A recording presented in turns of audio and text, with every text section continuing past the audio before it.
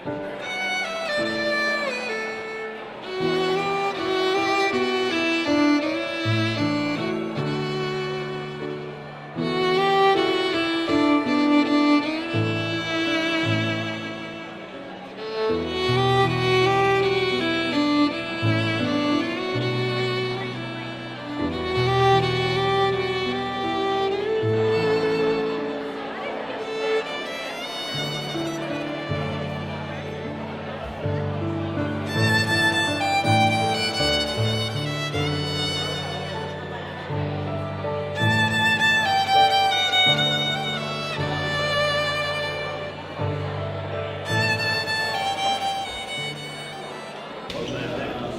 it was great.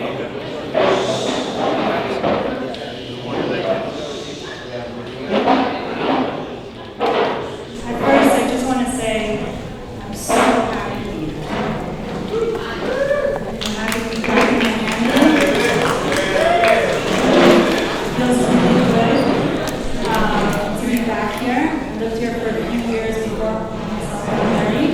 My husband Jonathan is from Los Angeles, and he imported me here. But I always have a love for Miami. A lot of my friends are here, a lot of my community is here, a lot of my community is here. I've been doing events in Miami for over 20 years, specifically Jewish young professional events, getting people together, having a good time, because it's fun to be in Simcha. You have to remember that. Today we're here for a special reason. It's not just another party, it's not another lecture. This tonight was planned. And not just by myself, but everybody gravitated to me to make it happen. And the last time Gedalia and I were together, we were on Zoom. I mean, Corona. I was in LA, Gedalia was here in Miami, and we did a Zoom call dating relationships. This was 2 years ago. I reached out to Gedalia again and I said, I really feel that people need chizuk. What's chizuk? Strength. They need to hear you, they need to hear your words, and they need to tap into soulfulness again. And I really wanted to create a retreat that brought people together, that gravitated the right energies, the right people, to allow people to immerse in that. But I also want you to have fun. And we gotta do it now as a style. And that's what Hashem wants me to do. That's my blessing. And I accepted it. I have 3 kids myself. Last year, I just gave birth to a baby girl.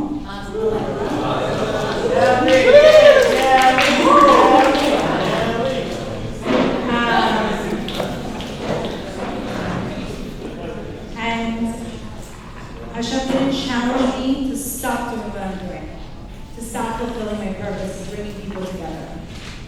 So ultimately, we're all here for a reason. We don't know it tonight, but Hashem knows. And Hashem is the purpose of being that gravitates all of us together. So without further ado, I just want to turn the mic to Gedalia to bring us to his powerful, soulful ability to give us chizuk like no other. So Gedalia, turn it to you.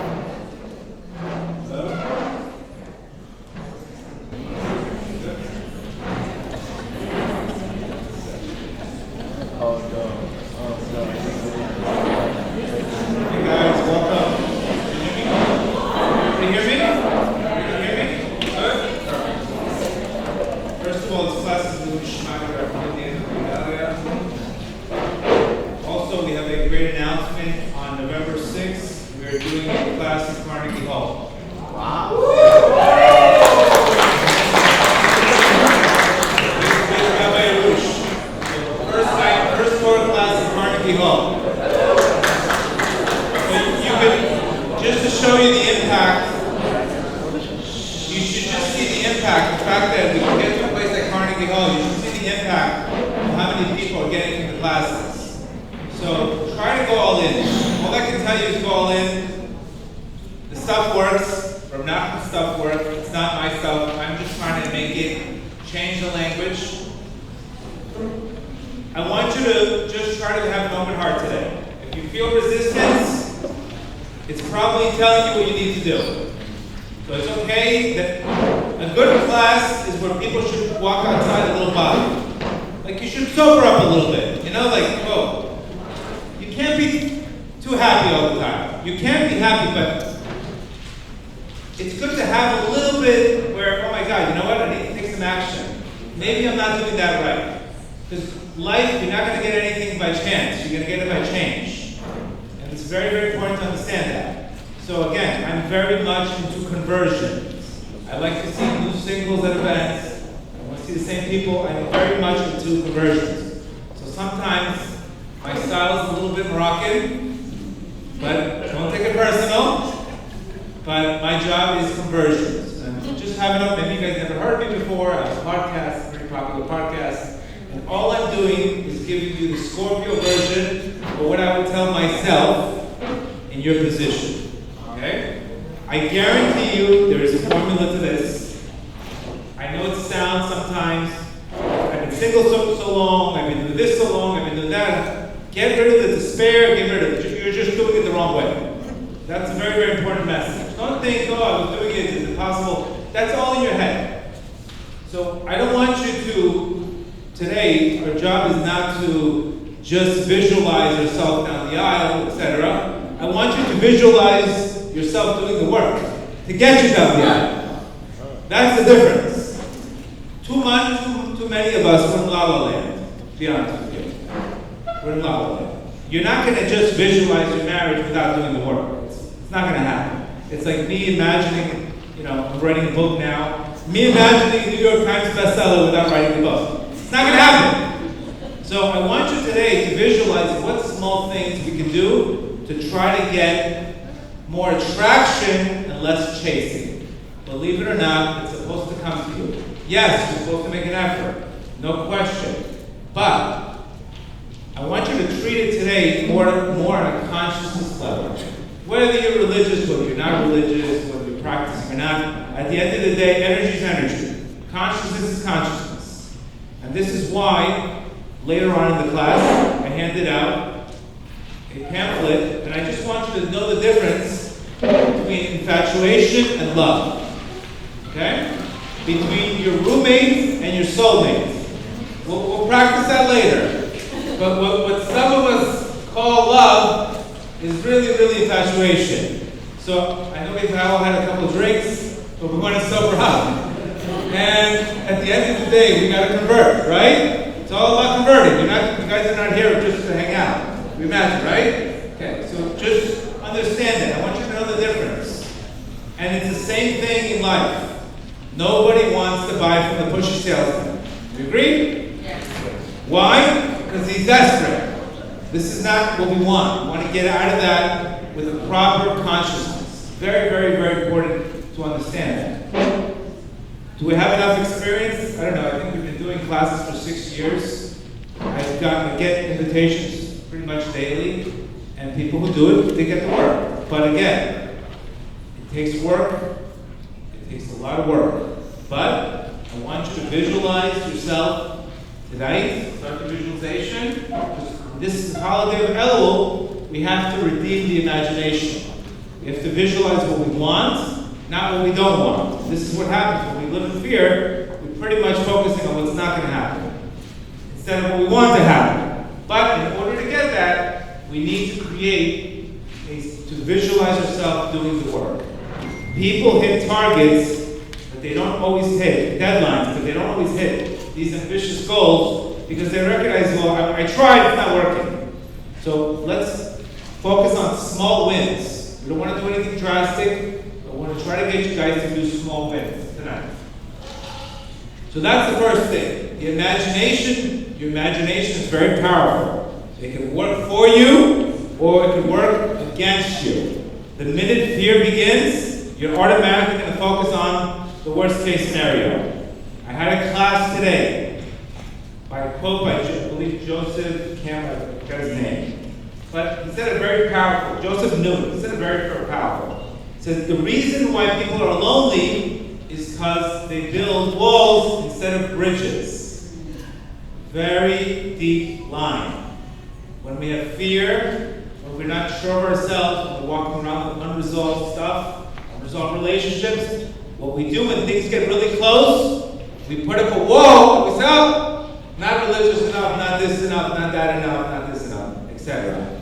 But when we trust, we start building bridges. And if you look at any war, the first thing they do is knock out the bridges. So this is where tonight I want you to focus on breaking the walls and building bridges.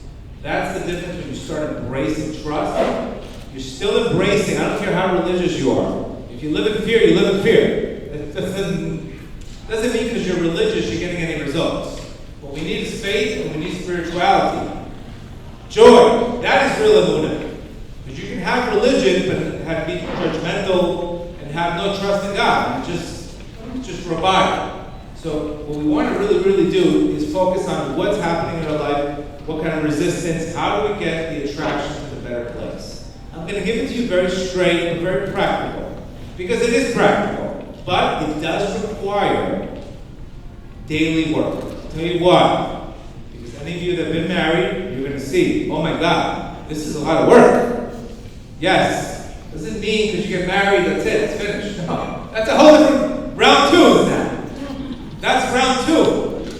And pretty much what you're going to end up going to counseling for in marriage is pretty much telling you what you need to do before you get married. Pretty much. I mean, that's pretty much what the counselor tells you. By the way, you're going to do this. So that could be why our Creator sometimes is not giving us what we want. Because He wants us to really look inward. Because at the end of the day, again, one thing is for you not to be happy and say, I need somebody else to complete to be happy. It's enough that you're not happy, now you got to take somebody down with you. So ultimately, heaven doesn't want to punish two people. One person's okay, but why should two people get affected by this? So this is very important. Where simcha and emunah, faith, it's very important. The attitude you come into the relationship. You have to fix your own world. And when you do that, you're no longer codependent, needy, etc. Very important. That's why the hardest. If Rav Nachman told us black and white that the hardest thing in life is to be happy, there's a reason why he said it. Because there's a lot of work to be happy. It just doesn't come to you. It's a lot of work, a lot of focusing, a lot of refocusing, a lot of work on your self-esteem. So just be prepared that if you ask anybody who has a successful marriage, they will tell you the same thing. Wow, I never thought I would have to put so much work. If they're successful. If it's not so successful, they checked out. But anybody who has any kind of success in marriage, they'll tell you it was a lot more work than they thought it would be. And they're absolutely right. Why? Why does the Creator make us go through this whole flow? It's because He wants to make you into a co-creator, and the way you become a co-creator is by becoming a giver. Pretty much. So ultimately, your soul, when you become a giver, you're actually imitating your Creator. This is why there's a Gemara that says, one who hates gifts lives. You shouldn't really walk around with all these expectations. You should really walk into a relationship and say, where can I give? Where can I give? Not where can I get? Because what happens when you try just coming to get, you end up getting expectations. David Hawkins says it beautifully. He says, when we put pressure on other people in order to get what we want, they automatically resist. Pretty much. When you start creating expectations, from Dressler, he said it when demands begin, love departs. That's the word. The more expectations you come with, the less likely you will have a great marriage or whether or not that relationship will flourish. Now, why am I walking around with so many expectations? Because I'm in the wrong role. I'm in the wrong role. So think about that concept. We don't want to come, what can we get out of it? We want to come, where can we give? Why? Because we want to mimic our Creator. Ultimately, you want to be in your soul state. Soul state, you're in a soul state, you're a giver. Ego state is all about, what can I get out of this? she's got a nice car, she's good looking, etc. What am I getting out of this? You're not going to attract trophies with that, I promise you. And this is where you'll see the difference between infatuation and love. Big difference on an energetic level, etc. Again, this is definitely the Miami version. Because it's very easy to fall in love, not too easy to stand in love. I think LA still has it worse than Miami in 3 months. I think Miami's well. Delayed. So that's another thing where Miami's hard to focus. We have it too good here, I think. Good governor, good weather. We got a little disfocused here, Miami. It's very easy to get disfocused here. You understand? Miami, you start coming into Miami, and the focus is gone. MIA. Focus is MIA, literally. And leave it at the airport. So this is where we have to really work on this. It's very important in Elul. What is our job in Elul? The job in Elul is to finish strong. Anybody can have a New Year's resolution. It doesn't take a genius to have a New Year's resolution. But who has completed their New Year's resolution? Think about it. When you get inspiration, you normally get inspiration from above. Inspiration comes from above. It's given to you. Right? Relationship will start, you start meeting somebody super nice, things are moving, and then what happens? It's taken away from you. Now you have to finish it. So we're thinking, this is a very common question, I don't understand what's happening. The first 2-3 months, everything was great, and now it's like flat. You have to build inspiration now. Should you stop working out because you don't feel inspired like you did in the first 2 weeks? No. This is an area where people get very confused.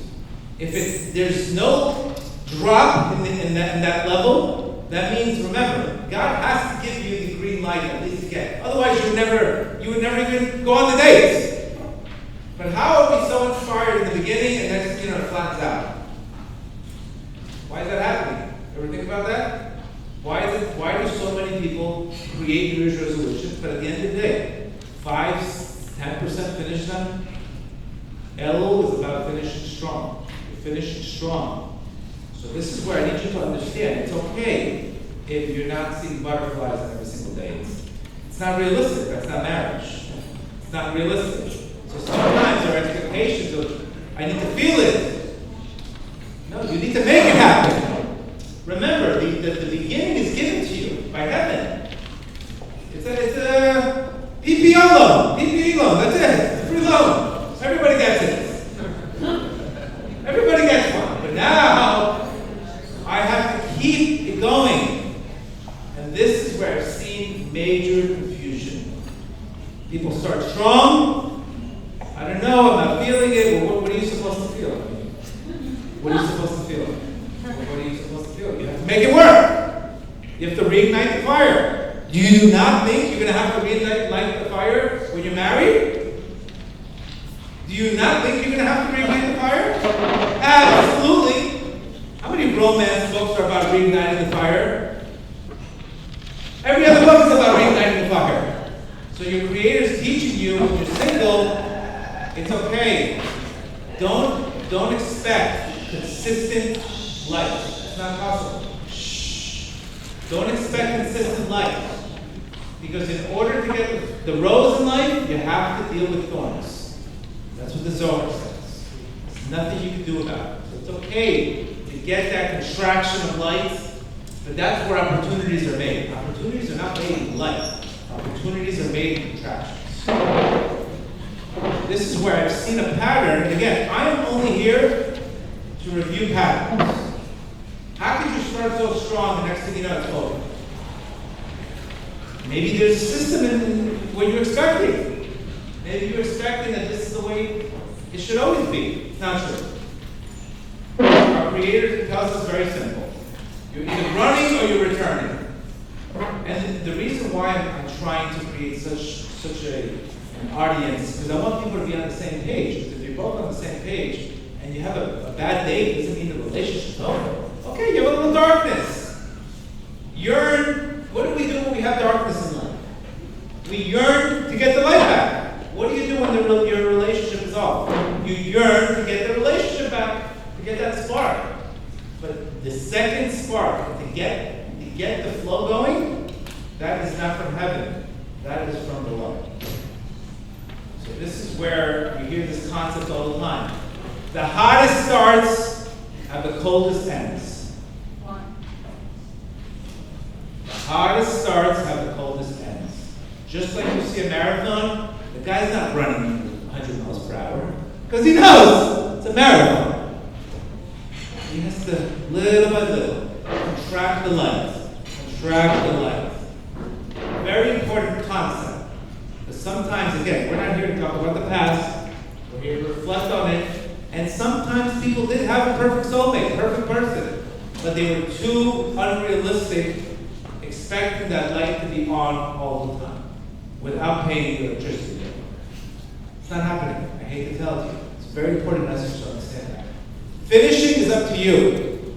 Starting is sent to you from heaven. So start rethinking this dating stuff. Cool off the impulses in the beginning. If you have somebody that is good, somebody that has, build strategy. Don't just, flip from one. That's the problem today is we're not earning the date too much. We're just flipping a couple laps to get a date. You didn't earn it. Back then, people used to have to pray for it. Used to have, met somebody. It's not 2 seconds later. Too much instant gratification today. That's the system of the world today. What are you going to do? There's way too many things on the menu sometimes. You go to very good restaurants, 4 or 5 things on the menu. This is the chef special. You don't like it? Go to Denny's. Go somewhere else. That's the menu. That's the menu. That's what we specialize in. You don't like it? Go somewhere else. Okay, nothing against whatever restaurant. I'm just telling you. Just explaining to you. It's very important to explain. Because I see this all the time. Too many people they start strong and the finish is like, and there's no real reason, but we lost the spark. To life, you got to start it again. And that's by you. See, how do you start it again? It's like everything in life. Sometimes you fall out of business a little bit. You need that new life. You need that new energy. And that is what marriage will show you. That spark is you have to create. You have to create. So again, very important we should understand that concept right away. Because what we see in the news, what we see in the media, what we see on TV, it's not that. It's the guy picking up the missing Louboutin on Beverly Hills Road. Who dropped it? It doesn't work like that. It doesn't work like that. So this is why sometimes God has to break your heart to save your soul. Because when you have a broken heart sometimes, you look within, you're willing to change. Pain does amazing things for you. I hate to tell it to you. We have to have pain. When you go through pain and you handle pain well, you automatically come out a much better person. No question about it. If you don't handle pain correctly, then unfortunately, you stay in the past. That's the problem with pain. You're either going to come out better, or you're going to come out worse. And the key element to make it better versus worse is called faith. Is the belief that it's all happening for your benefit. So relationships should be lessons. It should not be something where you never processed correctly and it became a projection. If your ex got you upset, doesn't mean the new guy has to take it. What did he do? Pretty much what presidents do, don't they? They blame everything on the past president, right? Did not take responsibility, right? This guy's fault, that guy's fault. When's the last time you heard a president say, I'm responsible for this? Never heard it. So there's so much chaos. All you hear is past, future, past what, that day, 2 years ago, 5 years ago. Where's that going to get you? Where's that going to get you? So it's very, very important. If we want, we can put the speakers in the back if you want. Maybe we can hear surround sound. Please. So again, very, very important. The broken A prayer with a broken heart reaches heaven. So what we need to do with pain is we don't have to numb it, we don't have to suppress it, we don't have to broke. That's the time when you cry out to your Creator. And when you cry out to your Creator with a broken heart, heavens are open. That's what it's there for. So start looking at pain also differently. Don't take it personal, look at it as an opportunity. Again, easier to say than done. But I know there's no question everybody here is in some kind of pain. There's a sense of sometimes loneliness, etc. But use that pain. Don't transform, like we said before today. Transform the loneliness into an opportunity to be alone, to fix. How can I possibly fix something if I'm in a codependent relationship? I can't. Because my feedback is whether or not that person approves me or not. So you have to transform the loneliness to aloneness. Because what happens in life is we get the same lesson in life until we pass. Repeat that again. We get the same lesson in life until we pass. It's pretty brutal. That means growth, the same lesson over and over again. Why is that happening all the time? You guys ever realize that? Why in the world does it keep on happening the same thing over and over? It's because your soul is actually creating it. Your higher self is creating the problem for the solution. It's very deep to understand that. That's why I'm trying to explain to you that life is happening for you, not to you. It's very important that you shift that consciousness. Because if I don't see the same lesson as a favor from God, then I never get enough awareness that that's what I need to change. Otherwise, I will not get the awareness. How do I get the awareness? How in the world do I get the awareness if it's not the same exact test over and over again? Think about it. Why? It's to make it obvious. If you're not getting it on the first one, you gotta get it second. Believe me, I went through all this myself. I'm just telling you. We're very stubborn. We don't look. Our brains are not there to help us, unfortunately. We're very rational people, and we always say, "Why am I going through this? And who's causing it?" That's the way we think. It's a knee-jerk reaction. Nobody says, "Wow, what does my Creator want from me here?" Maybe after the emotional storm is over, maybe you start thinking about it. But very few of us will think anything but why is it happening and who's the cause of it. It's the way we think. It's the initial reaction. We're rational people. That's the way we think. Nothing we can do about it. So you have to, that's why you have to sometimes shut the noise in your head. Because remember, the intellect is not there to help you. It's rationalization. What you have to do is you have to shut the head, shut the mind, and open up the heart. That's where the question, that's where the answers are. That's what you know what you need to do. And that involves prayer. You can't do this from an app. There's no prayer app. You have to activate the heart. You can't. Alexa can't do it for you. There's no app. That's it. You gotta break your heart. You gotta break the ego. Nobody can help you with this. I hate to tell you. Even if they tried it. Yes, meditation will calm your brain. Will calm it. Will calm the storm. But it doesn't transform you. Prayer transforms you. That's one of the reasons why I'm writing a book, which I want to have the top tools. But ultimately, if you look at all these books, The Power of Now, The Rich Soul, it's just mindfulness, observation, but there's no prayer. Prayer is what's going to change you. Prayer changes your consciousness. And that's why I think it's needed. It's just these other books are great. They calm the mind, they make you feel better, calm the ego, they make you relax. What happens? Things come up again. It's an oil change. With prayer, you get a new car. You get a new car. If you're a new person, that's the difference. This is why Rav Nachman says in lesson 9 that your financial situation and your marriage partner, the quality of it can be changed through prayer. Because prayer changes you. So if you change, obviously you get different people. You meet different people practically. We've all known that. We've had a spiritual awakening. You know, what you call it Carl Jung synchronicity or Hashkafa Prati. You met different people.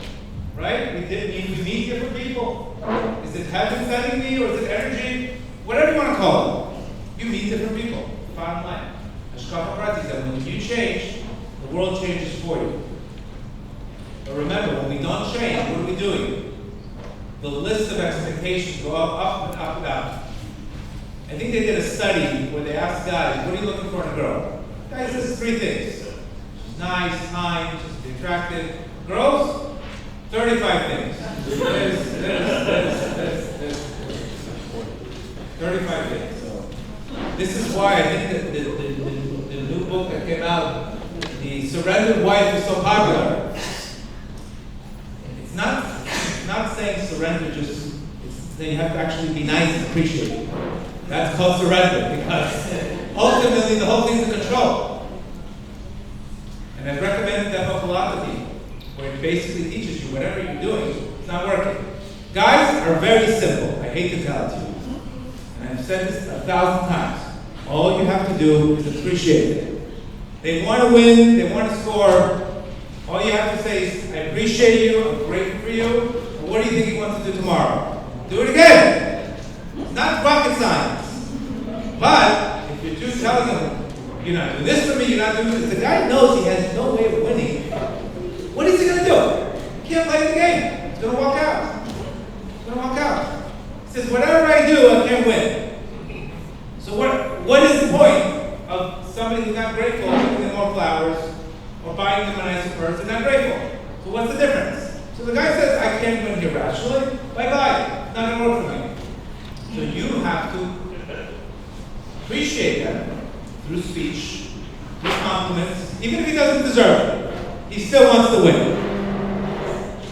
And when you appreciate them, you don't have to tell them anything. They're going to go out of their way to be the greatest husbands that you told them.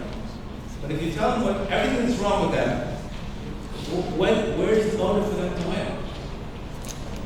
So this is where, again, it's not so complicated. And I've told people, a lot of times I've given advice, and this is exactly what this book says, surrendered wife. Be nice! That's it. Not so complicated. And then you will create that. Because what happens is normally you're holding resentment. And when you're holding resentment, they feel the resentment. Energy is energy. But when you compliment them, of course you have to be the right wife, etc. But as a way, I can't tell you how many marriages I have personally helped. Only from one simple advice. Get the guy to win by himself. And the way you do that is just like you would tell a kid, you did so great on that. The next day, Mommy, look what I did. Oh, you did great again. It's momentum. But if you tell the kid, you did this wrong, what is in it for him? Why would he invest in something he can't win? This is exactly why people walk out of games in the third quarter. They can't win, they're getting blown out. Same thing. Keep the guys in the game.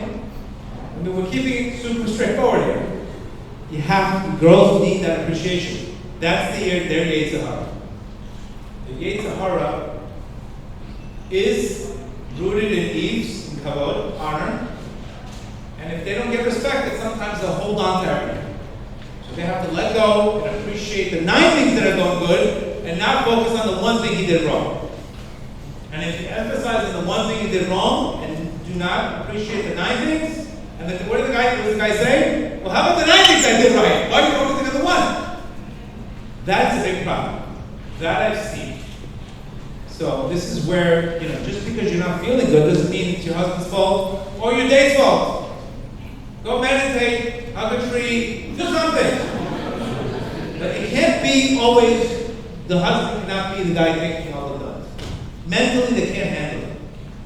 I'm just giving you a small advice. How that little advice has done so much for so many people. And why wouldn't we appreciate it? Think about it. Why would you not focus on the 90% good and just focus on the 10%? In a soul state, when you're happy, would you focus on 10% or 90%? I mean, if you're feeling good about yourself and you have an employee, wouldn't you compliment them on the 90% and not focus on the 10% you're doing wrong? Only when you're irritated, the 10% blocks the 90%. And that is Rav Nachman's famous Torah, Azam. Where you have to turn the expectations and resentment into appreciation. Remember, this is going to happen to you when you're dating, when you're married. Practice when you're dating. Creator of the world, let me only see the good in my spouse. Because remember, there's a concept that if we see ugliness in other people, it's teaching us that's also something that we're holding against ourselves. The Baal Shem Tov says this. Because if you really were in a higher state of consciousness, if you saw something ugly in another person, number one, it wouldn't bother you. Number two, you would pray for them. What would get you more results? Praying for them or resenting them and expecting them to change? Just think about those things. I can only tell you from my 30,000 hours of experience. That is not one way.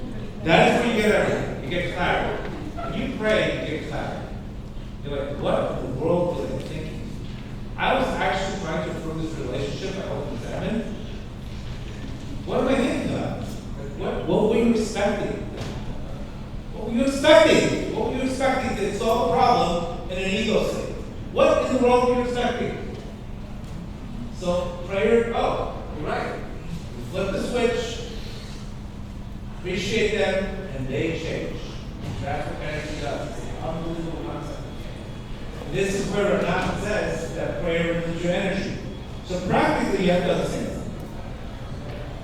We are not told, if you go to a normal synagogue today, if you go to a normal religious experience, you're not really told to talk to God. It's not the number one thing on the mind right now. Talk to God so you can change this. Which is, it hurts me. It's very sad because you see, think about practically the people you go to synagogue on Friday night. Just think about practically how many of them have changed. We go to a 10-year New Year's resolution, 10-year reunion. What are you looking at? Well, what happened? What are you doing?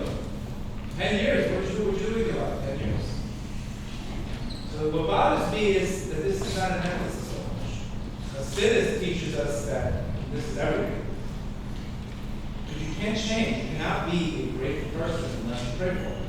Because we have an ego, we have an Yetzer Hara, showing you what's not working in your life, everything is not working in your life. So when Rabbi Lush tells you, you want to fix your marriage, I saw this in my own house. Rabbi, my marriage is bad. First he asks, are you Moroccan? Take it easy. Are you Persian? Be more generous. He gave him a little, don't be so cheap. He gave him a little, and then he told him, spend 30 minutes a day only seeing good points in your wife. Spend 30 minutes a day as a woman only seeing good in your spouse. Rabbi, but she does this. Spend 30 minutes a day. Spend 30 minutes a day. Let me ask you a question, an obvious question. What does a therapist do practically? You appreciate your spouse, you do this. Pretty much the same thing, ultimately, that you would do it. In a good state, you would do this. You understand? If you are happy yourself, you go there and lift the person up. If you are not happy, you're looking for them to lift you up. And now that's a condition. If it happens, if it doesn't, what am I going to do? Check out? So when you get married, when you're already dating, you have this mindset, you're going to get massive results. Because you're going to appreciate. And whatever you appreciate, appreciate. So when you start the visualization, you have to start visualizing yourself already appreciate it. Do 20 minutes of gratitude every day. Because you're going to be practicing gratitude when you start dating and when you're married. You think you're going to have any success without practicing gratitude? It's not possible. And that is the number one, I would say, resentment is the number one marriage killer. I would say.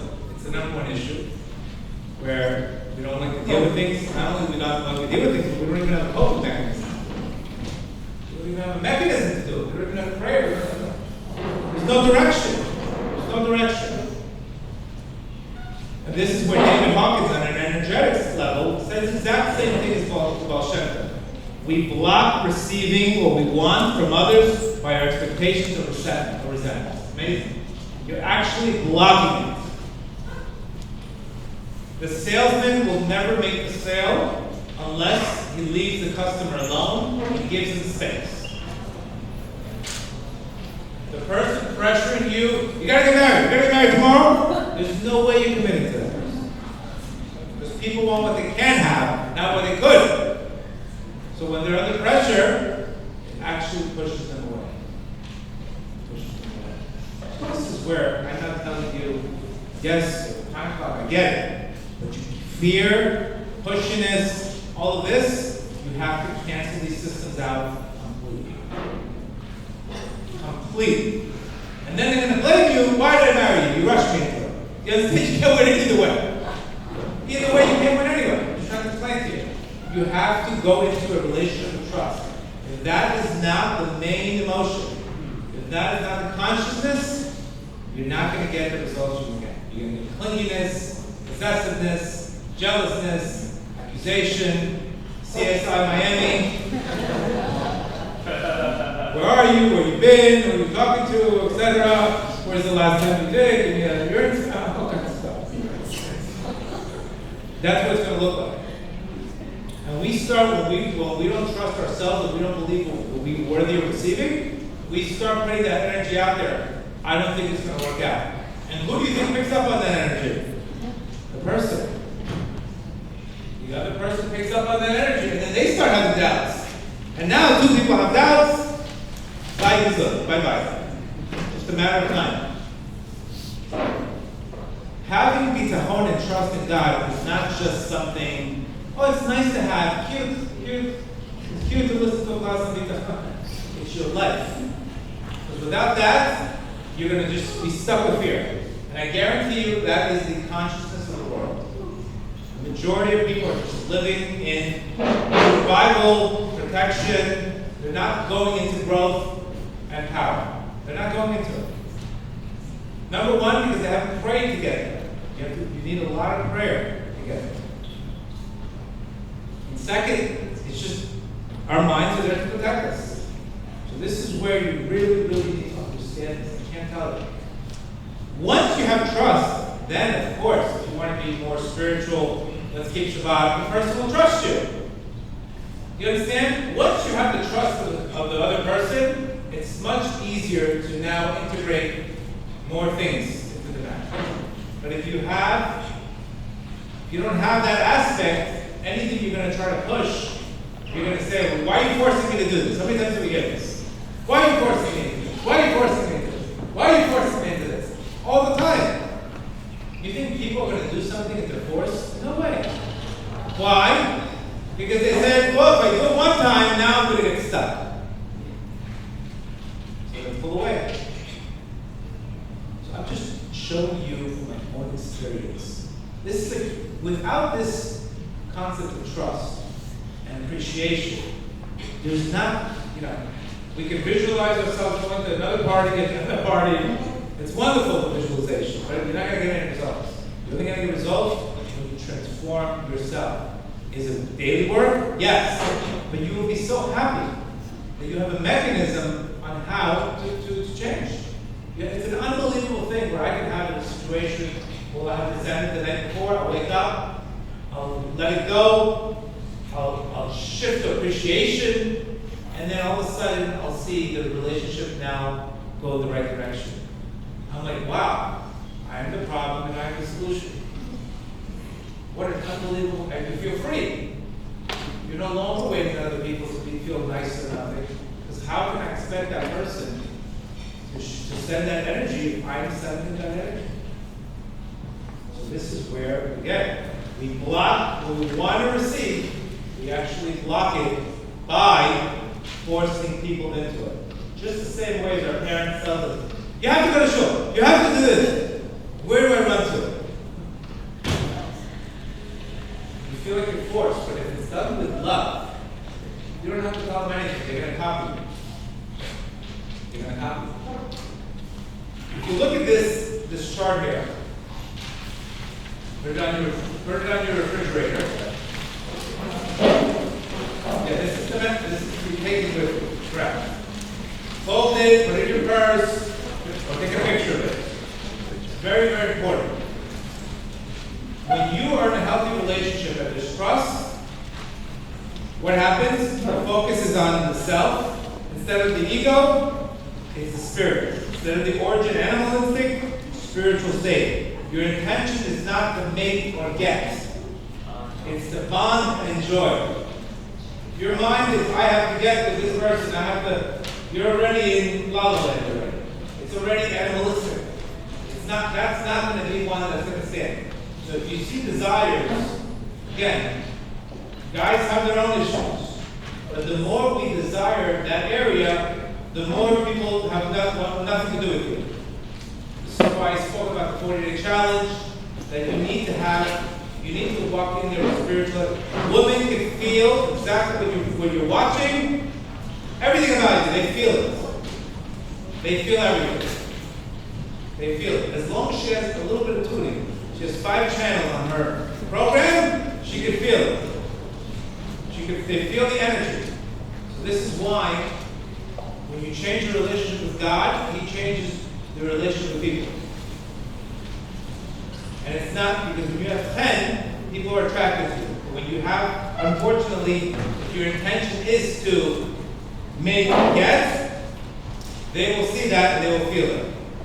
And they're just going to go the other way. So, the same thing. That's an area also that has to be rectified. We don't want to get into that. I mean, that's a whole different chapter. That could be here for 1 o'clock. But we're not going to get into that. Well, we have enough classes on that. You know what I mean?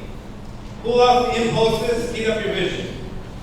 You want to marry your wife? You have to pull off your impulses and heat up your vision. Very rarely do you get the impulse and the wife at the same time. Very rarely. Unless you're really rich. That could be a possibility. But otherwise, whether it lasts or not is a different story. Your emotions, your hormones. You think, oh my God, I feel love. No, it's nothing but adrenaline. Versus endorphins. Endorphins is love. So chemically, your body's producing a completely different experience when you're in love. And what you think is endorphins, no, it's really adrenaline. It's a chase. It's like somebody telling you, I feel so many endorphins when I'm chasing heroin. I feel adrenaline. It's crazy. The same thing. Your stability. The other person should make you better. It should be enhanced. But if the other person's making you worse, then you know you're in a relationship. It's not a healthy relationship. It's a relationship where the intention is to get. Look at the energy level, 145 versus 500. The energy level of a relationship, 500, that means there's love. The energy changes there. I'm not telling you it's okay to have an occasional fight. It's okay, it's normal. But the basis of the energy of the relationship should feel better. It shouldn't be up like the stock market. You know, new highs and new lows. That means there's too much instability. The same thing, you're emotional. If you're fearful, frantic, it's not a good relationship. Description, addiction, craving versus fulfillment and content. Once you're craving love and you're craving, that's already, anytime you're craving, you're not in love. It's infatuation. This is why we have to know the difference. The same thing. Your judgment is impaired instead of improved.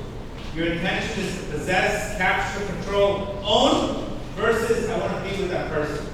You don't own them, but some people act like they own you. Right? We've all been in that relationship with that person's insecure. It's horrific. You feel like they're owning you. So that's how you know at a conscious level that person's not hiring. Because love creates space. When you love somebody, you give them space. You're not suffocating them, right? Yes or no? Yeah. Would you want space also? Or do you want to be accused of everything that you did wrong? No, you would give that person you trust. Trust, release. Lack of trust, capture, own, control, possess. You don't want that. The same thing, emotional. There's major anxiety versus gratitude, something's off. Something's off. This is why any relationship, you have to look at it consciously. What is the level of energy of both of us here? And look at the chart and compare. And if you see that it's way too much to the left, it's a roommate. If you see more to the right, it's a soulmate. Pretty much.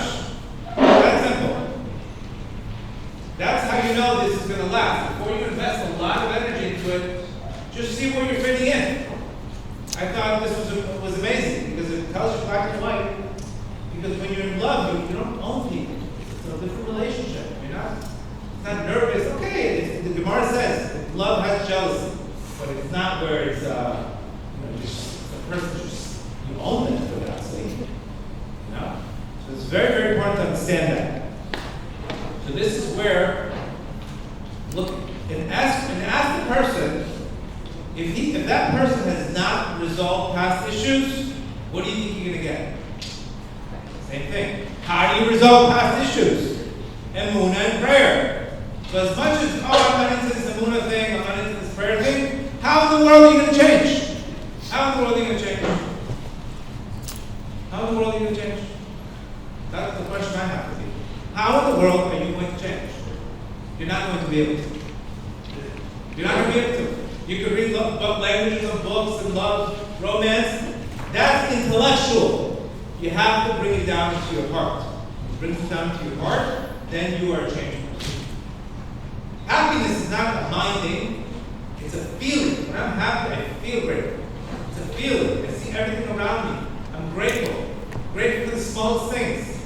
But if I'm trying to tell people, you should just be happy, they don't understand.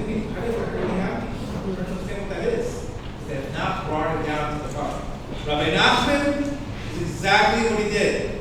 He brought these teachings from heaven to earth. Otherwise, they're just in heaven. What do you think these teachings are for? These are teachings to be brought. It should be a feeling of love. You somebody love, you feel the energy. You feel the energy. So this is why you can get anybody, and I promise you, you're not guaranteed that that person's not going to change. So at least if you can have a system, you yourself, can find a way to always see the good points in that person. And always appreciate that person can have an off week, you can have this, but you're going to change them from your energy. You can change somebody from your energy. It's exactly what Malcolm tells us. By seeing the good in people, you have the power to change that person. This is exactly what David Hawkins is telling you. This is exactly what all modern psychology wants to tell you. That I'm supposed, how do I get there? First, I have to start with myself. I have to see the good in me. If I see the good in me, I can see the good in you. If I don't see the good in me, I can't see the good in you. You treat people the way you feel about yourself. You can see with how much this is so. This is like the elephant in the room that is not dealt with. And if we keep on swiping, we keep on asking for more dates, and we don't change ourselves on a conscious level, pretty much you're going to get what goes down. And if you do get the person, you do get married, doesn't mean it's going to work out. I'm telling you here something where it's going to work out for good because you have the right tools. This is exactly what we're not telling us here. So I don't want to give you guys too much information. I think the buzz already went out a little bit. But you have to start today. What I would recommend you, start, if you don't have a gratitude journal, start one. Start practicing gratitude, start practicing, walk around and say to yourself, today I'm going to walk around and see 40 good things in people today. Because this is practice. And as you start seeing good, even when you you have a negative thought about somebody, it's going to be like, whoa, why am I thinking that? It will bother you that you have a negative thought about somebody. But when you're going through the day, you can't see the good in anybody, it's because you're holding that energy. You're bringing that energy to a relationship, and that relationship, all you're doing is giving that person more baggage. And that's why it will not work out. Because in order for things to work out, it needs a divine blessing. And in order to get divine blessing, you have to imitate the divine. And how do we imitate the divine? By becoming givers. By understanding people, not judging them. By trusting them. That is how you imitate the divine. Our Creator, every time you make a mistake, does He judge you? No. He's patient with you. He gives you time to reflect. He gives you time to fix it. Not striking you with lightning every single time you make a mistake. He gives you patience. The same thing. It's very easy. If you want to be in your soul state, this is not a Jamba Juice. This is not going to Equinox. It's going to Soul Cycle. This is imitating your Creator. That is how you get into a soul state.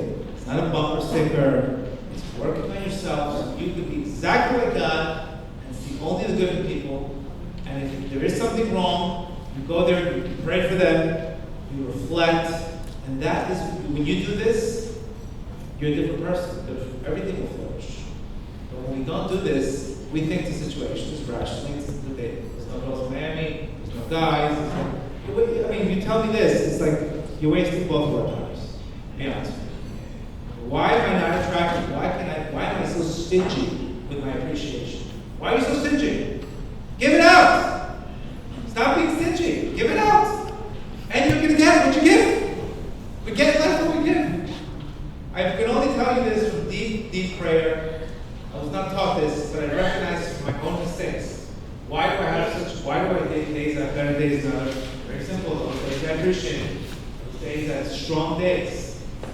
Days where my energy's gone. This problem, that problem, I see the difference in energy. See, the difference is when you feel good, you know the difference is not feel good. But when you never felt good, you don't even know what feeling good is. So on an energetic level, when you're feeling good, you're in a positive energy, you have that, why am I getting this energy away? Where is it going? Why am I not feeling my best self? This is why we feel so great when we give charity. Why do we feel so great when we give charity? You give away money. It's because you're becoming a co-creator. You're becoming a giver. How can we feel so good when we give? It's because that is exactly what your soul is telling you. And Hashem help us. We should start with Rosh Hashanah, givers, all of the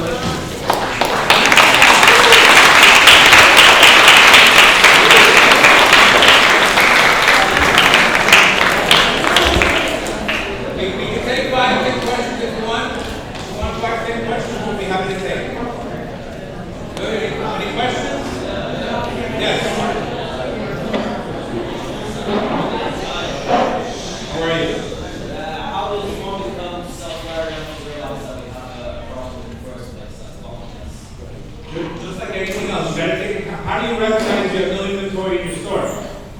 You take inventory. If your store is gone and you have nothing to sell, you got to take inventory.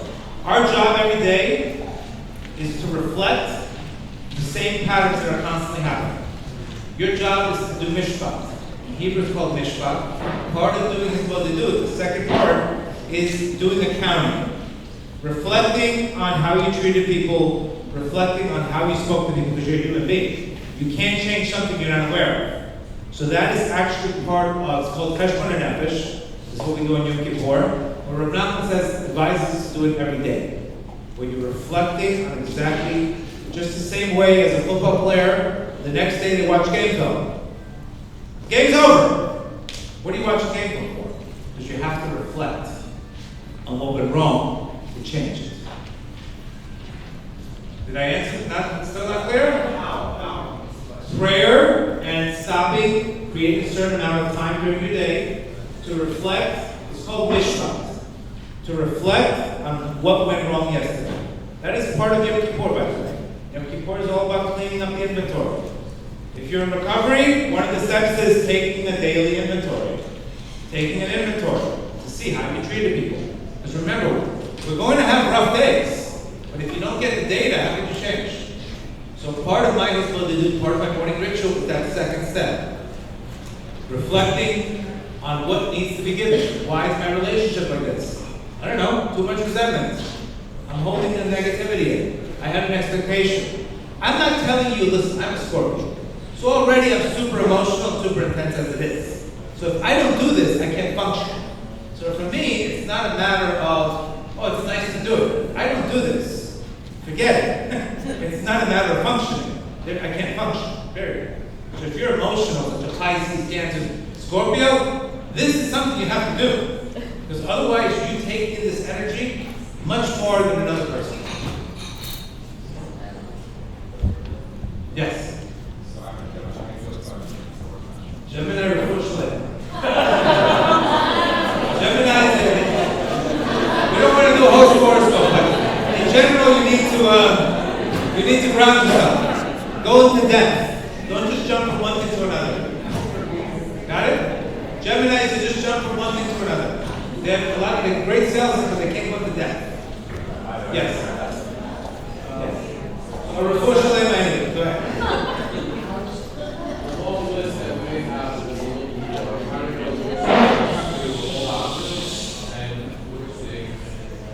Long list of what exactly?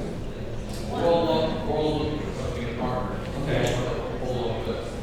So which thing should we kind of First, shorten the list. yeah. Shorten the list. So which things You we can talk to? just be.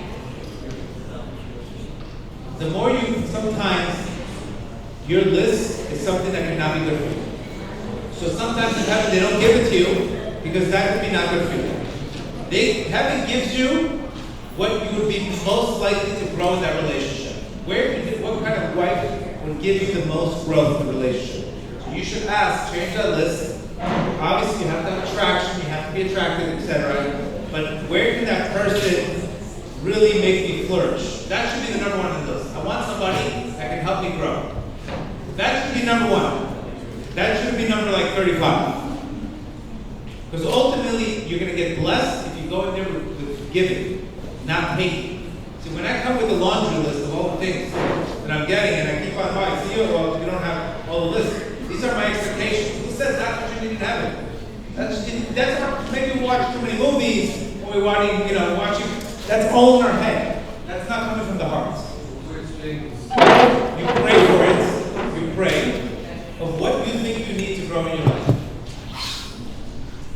You pray for it, but it's not, I don't want you to have a list based on watching Instagram.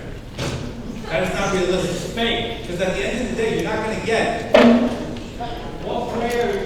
Man plans and God laughs. That's what I'm trying to talk about. Now, I did say I wanted somebody that works. I didn't say I wanted somebody ambitious. That's general. But usually in life, you don't get exactly what you want. Because we don't know what could be good for us at the end of the day. And guess what? That person will change afterwards. It always changes to make you better. Like, it's not like, again, it's not like, if I pick box 3, I'm going to have an amazing life. Like that show, what's that show called? Oh, whatever. When they pick the red box. You want to be a millionaire? Whatever. Something like that. If I pick the red box, Rabbi Rush is telling us something great. He says you can have the greatest spouse and have the worst marriage, or you can have a very difficult spouse and have the greatest marriage. That depends on how much you work on yourself. I have a question. So that's where you need to focus on. Where can you really go to give? Yes. You mentioned, I know you're confused. That's why I want you to pray for it. I know you mentioned about being nice. But is there also like a concept of if someone is too nice? Finding that person. Finding that person is too nice. It's hard. We have enough of a Yetzer Hara to be nice and to see the good points in ourselves. Very rarely are people that focused to see, oh wow, we're only good at that person. Remember, every single time you climb a level, you have a bigger ego. The ego doesn't just calm down because you get better. The ego goes exactly with you. So there will always be new opposition, even if you are super positive. you're just gonna have a bigger test in life. But it's not always good to always be nice or like that. Again, nice is a very vague word. Enabling, it's good to have high expectations and high warmth. If you have high expectations and no warmth, then you're gonna have resentment. If you have low expectations and no warmth, like you don't care about the person, right? And if you have high expectations and, low expectations and high warmth, then you enable too much. So like balance, basically. You need to have, it has to be in spirituality, it's referred to as chesed and gevurah. Kindness and judgment. There has to be that equal balance. Too much kindness, not good. Too much strictness is not good. It has to be that balance. For it to be like strength, right? That's the. For it to be dot. For it to be something that knowledge, something that perfect. Where it's the right amount of balance. Yes. Take the scenario, you don't know the person.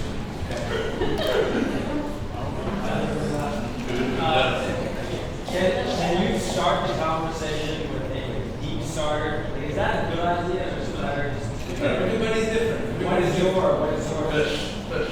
I don't know. It's too, the question is too vague. Be yourself. Be yourself. I love this. Okay, be yourself. Yes. Yes.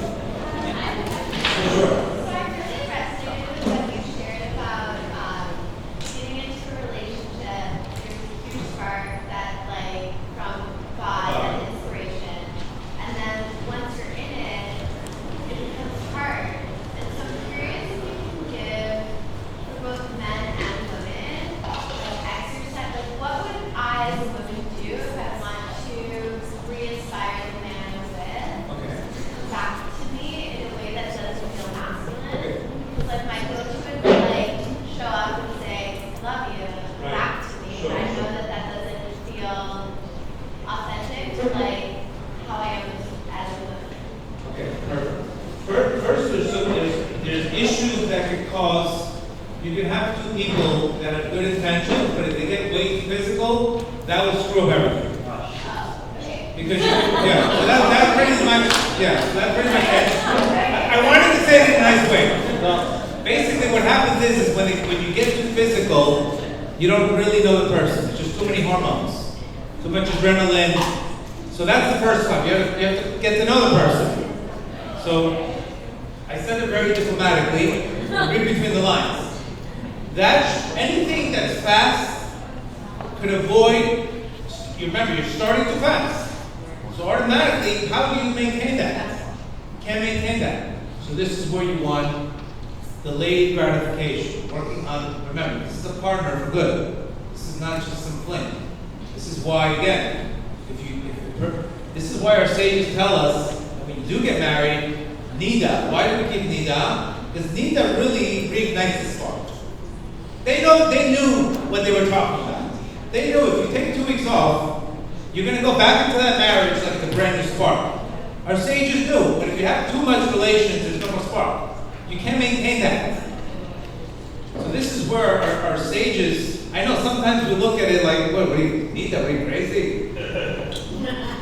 But if we did a class in LA, but if your chances are 28% to be married, and your chances can go up to 60, 65% because you keep nida, go with the odds. Go with the odds. Why? Because it's exactly that. You reignite the spark. Remember, in order to reignite the spark, you need a contraction for the sake of a new light. The light can never sit up. It has to contract in order to shine again. You understand? Just like when people make up, let's say 2 spouses are fighting, and they make up, right? That relationship is much stronger after the fight than before the fight. Because they handled the low well, they handled the contraction, but when they came back up, they understood each other, they're stronger now, so that relationship is actually much better. So you do need to have contractions in order to have expansions. There's nothing you can do about it. The key is to be realistic. This is realistic. I'm not going to feel 100% on all the time. It's not realistic. So we don't want to, just like, you know, people work out 45 minutes a day. You don't work out 3 hours a day, because if you work out 3 hours a day because you feel motivated, you're not working out for the next 2 weeks. It's too much light. You don't have a vessel. So ultimately, the relationship has to build the vessel together. And if there's too much light and no vessel, what happens? It breaks. And there it goes. That's what happens. You understand? So you have to be realistic. And again, I am teaching you this from my own experience and thousands of cases. Don't start off so strong. Doesn't mean be reserved. Doesn't mean don't let people know what you can. But specifically on the physicality, that is for sure a sabotage. I hate to break it. This is why I got married really quick. I knew it was going to be a process. And I knew I was going to learn on the way. And I knew the formula. And I know when you get too physical in the beginning, that could definitely hurt the relationship. Yes? So it's very important to be your true self, right? You go through, not everyone can hear your shut up thing, but you shut up thing, there's something called fish. Beginning, you have. I don't even know that world of shit up resumes. I don't even know that world. Yeah, I don't even know that Well, world. it's kind of like keeping it low key and. Okay. So how do you do that offensively? You gotta ask another guy about shit up. I don't know that world. I don't know that world. I have no idea. You go with the fish. I just, if I can send my friends up here, go with this school, it's a great resume, pre-qualifications, SPO, you know, compare them to the SPO 500, credit scores, beacon scores. I mean, I don't do that. I know it is, but I'm not in that world. Putting two together. I'm saying, I just set them up, but I don't know the fish, or this. But I'm saying you're supposed to kind of. I just don't, I love the answer, I just don't have no clue what that stuff is. Next question. Yes. A lot of the things you said about appreciating somebody, like if somebody was wrong, taking the time to appreciate them and think maybe what if I did wrong, I think it makes so much sense in marriage. But when you're dating someone, how do you also like balance that with, well, is it really that I'm in the right relationship? Is this the right person? Because you can keep appreciating someone that really is not treating you as well as you really should. Okay, so this is where you would try to activate humility, and you would not make, number one, you can't make it about you all the time. Second, you have to see why is that person, it's like almost putting a drug addict in jail. It serves no purpose. That person's in tremendous amount of pain. He's obviously hurting. He's craving something. He doesn't know how to deal with pain. So when people treat other people the wrong way, it's because that's the way they feel about themselves. So you have to have empathy and try to have understanding. And the same thing with your marriage. You're going to have to hear your person. It's not, you know, guys always want to come up with solutions. Sometimes you just have to hear the person out without judging. Because the Baal Shem Tov says you cannot love somebody you're judging. Do you want to be judged? You wouldn't want to do it to other people. If that's what there's a lot of work. You see the difference? There's a lot of work. No judging, appreciating. But that's what you're supposed to be, a nice human being. I mean, that's who we are in our best state. We can see the love of people. And the ego is always looking inward. The soul, the person's soul is looking outward. We're gonna take one more question. Yes. What's the prayer that you're talking about? I'm talking about Bodhidu, talking to your creator from your heart. It's a person talking to your creator from the heart. I have a lot of classes on this. But this is where you're going to get the most results. Yes. We can take two more questions. My question is like, when you're looking to find the good points in yourself, right? What does that look like? Like, I just myself, I'm great. Like, That's a problem. That's a problem. If you can't find good points in yourself, then you're judging yourself wrong. No, practically. Practically, it's called self-esteem. Well, what do you say? What do you do? What do you? I'm going to explain to you. Good points in yourself is the fact that you've had some success in your life, Right. and you've done good, right? So Don't you run a rehab program? No, I don't like, no. Whatever. Pretend you do. One day. So basically, you want to judge yourself favorably. The bottom line behind this is the following. If I look at all my problems in life, and I put all my faults, the first thing I'm going to do is like taking this chair and stacking it on my head. I'm going to look at it, I'm a failure. Look at all the things I've done wrong. Right? So it's going to make me have low self-esteem. Now, when I walk around with low self-esteem, then automatically I walk into any relationship and say, you're not making me feel happy, you're doing this wrong to me, you're the cause of everything. When you have low self-esteem, you don't have humility. All you're thinking about is yourself. Your perspective is completely narrow, you're self-centered, and you're just going to blame the world for everything. So when you can't walk into a relationship like that. Because if that person has a bad day, I had a friend of mine who was saying, he had at the time, he was going through a tough time. He lost his job, and he says, I'm in an abusive relationship with my wife. So I said, give me an example of an abusive relationship. She's not even rocking. I'm just joking.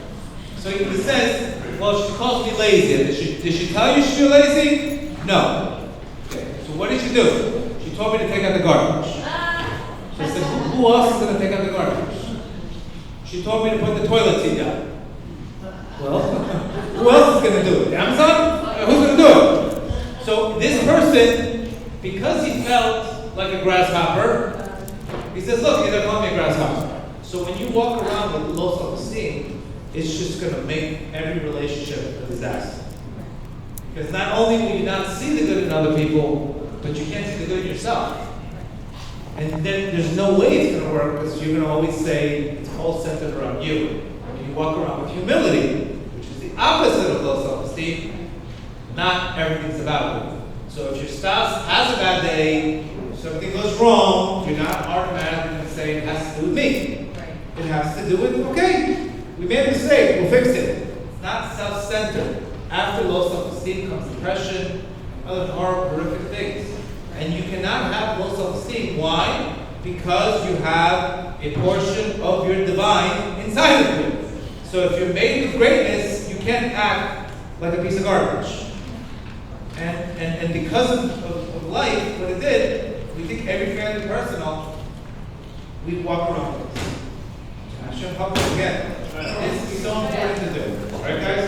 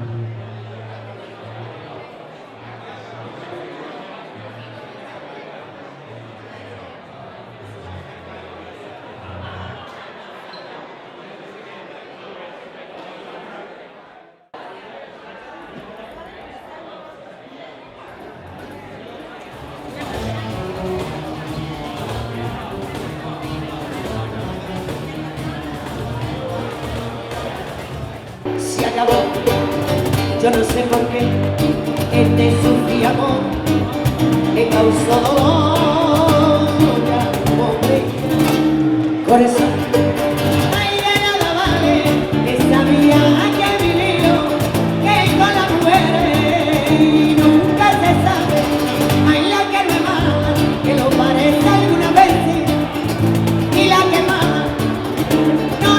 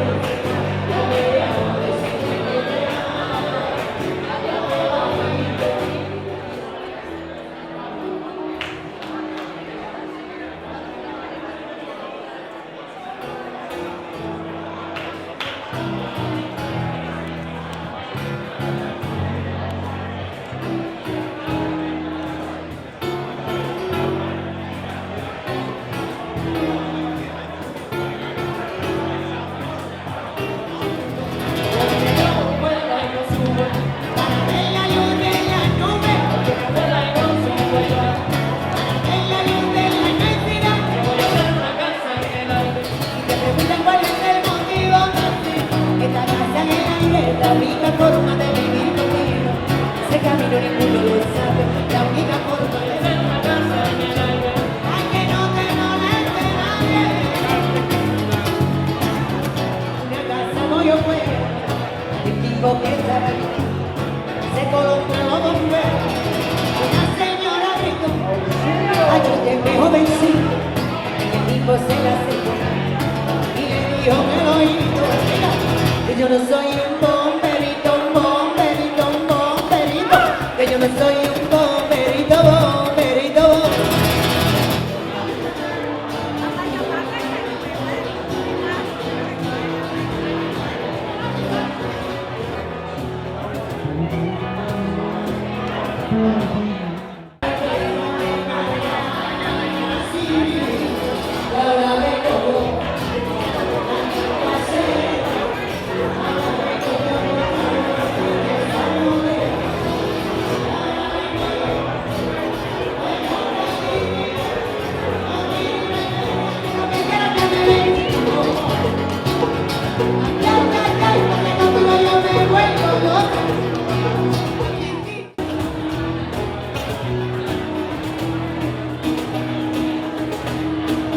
Oye, me cachí, traigo un peluquito, bañera, baile, como bailo, muchacha bonita, mi linda gachita,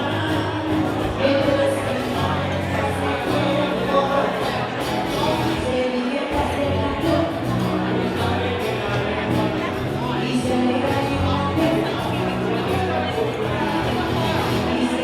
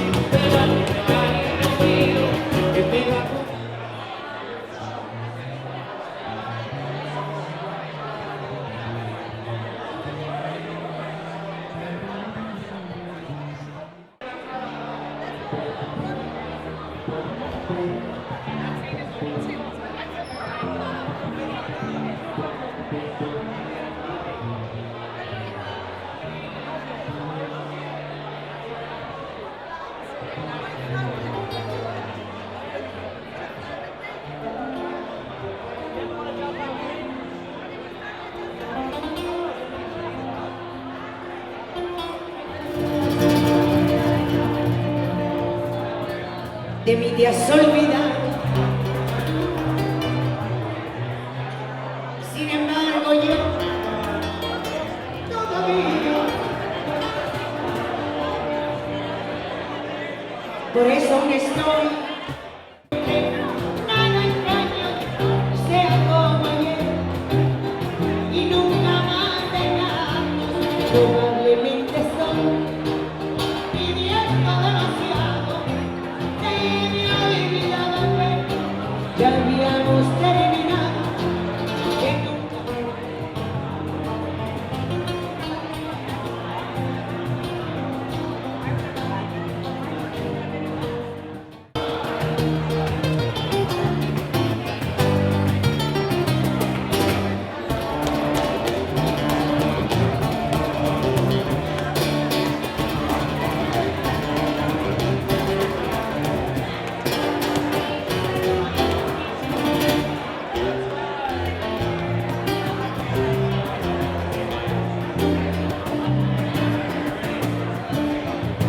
Por eso aún estoy en el lugar de siempre. Regrets. I am not here. I'm not there. To feel connection. I know what I have to do. I'm sorry to. But now I'm sunshine. I'm there. God is God.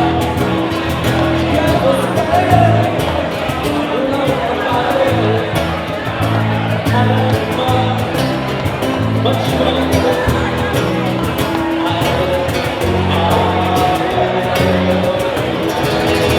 Yes, there is time. I'm sure that when I get on, won't have the truth. My good love, when there's time, I am love. It's been enough.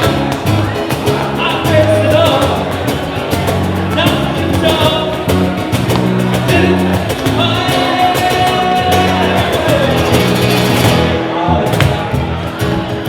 let me try. I bad my feet. I should have been the same. Now, just time. I find it all so music.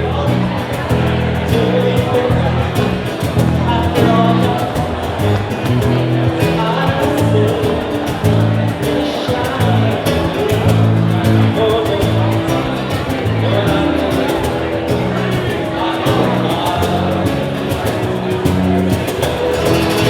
Oh, what is up there?